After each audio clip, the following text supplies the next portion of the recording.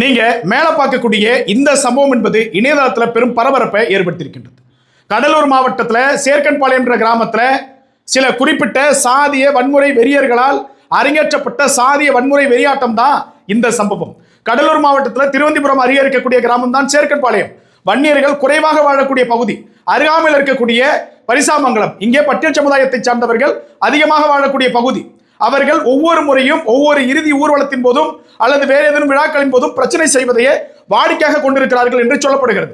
அதன் அடிப்படையில் தான் நேற்றைய தினம் அந்த பரிசாமங்கலத்தில் ஒரு உயிரிழப்பு ஏற்படுகிறது. அப்ப அந்த இறுதி ஊர்வலத்தை வன்னியர் சமுதாயம் வாழக்கூடிய பகுதி சேர்க்கன்பாளையம் வழியா கொண்டு போயிட்டு அடக்கம் செய்யணும் அல்லது எரியூட்டணும். அந்த இடத்துல ஒரு வீடு இருக்குது, நீங்க அந்த வீடை மேல பார்க்கலாம். இது யாருடைய வீடு அப்படின்னாக்க கந்தவேல் குமார் மற்றும் ஆனந்த், ரெண்டு பேரும் அண்ணன் தம்பி. அதில் ஆனந்த் என்பவர் பாட்டாளி மக்கள் கட்சியினுடைய பிரமுகராக இருக்கிறாரு.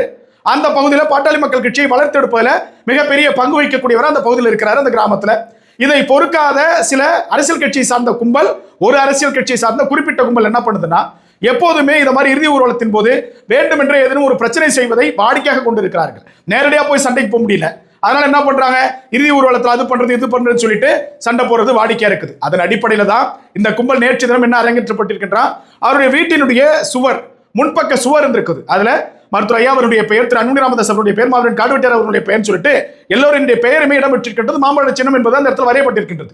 இதை பார்த்து சில கும்பல் என்ன பண்றான் அப்படின்னாக்க, அந்த வெடி வெடிப்பாங்கல்ல, வான வெடிக்கை, நாட்டு வெடிலாம் வெடிப்பாங்க இறுதி ஊர்வலத்தின் போது.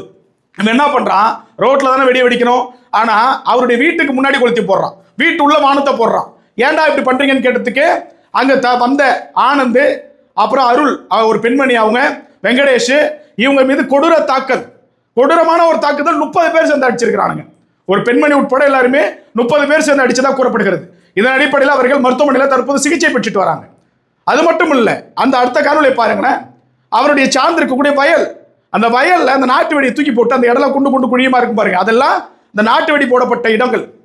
எந்த அளவுக்கு ஒரு வன்முறையை தூண்டுறாங்க பாருங்க. ஒரு பிரச்சனை அப்படின்னா, அதுவும் சாதியின் பேரெல்லாம் எழுதுனாக்க இங்க பாதி பேருடைய துவாரங்கள் நவதுவாரங்களா மாறி போயிடுது. ஒருத்த வாயை திறக்க மாட்டாங்கிறான். ஏதாவது ஒரு இடத்துல வன்னியர்கள் செஞ்சுட்டாங்கன்னா எல்லாருக்கும் ஒளிமயமான வாழ்க்கை கிடைத்தது போல பேசுறான் ஊடகங்கள்.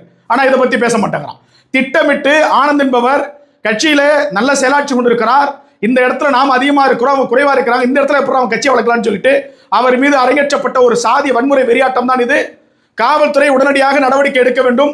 சம்பந்தப்பட்ட குற்றவாளிகளின் மீது கொலை முயற்சி வழக்கு பதிவு செய்து அவர்களை சிறையில் அடைக்க வேண்டும். இனி இது போன்ற சம்பவங்கள் அங்கே அரங்கேற்றுவதை காவல்துறை தடுக்க வேண்டும். அங்கே இருக்கக்கூடிய வன்னியர்களுடைய பாதுகாப்பை உறுதி செய்ய வேண்டும். நேற்றைய தினம் பாட்டாளி மக்கள் கட்சியினுடைய பிரமுகர்கள், வழக்கறிஞர் கோபி அவர்கள், சண்முக கிருஷ்ணன் அவர்கள் எல்லாமே மருத்துவமனைக்கு போயிட்டு அவங்களுக்கு ஆறுதலும் சொல்லியிருக்கிறாங்க. மேலும் அவர்களுக்கு பக்கபலமா இருப்போம்னு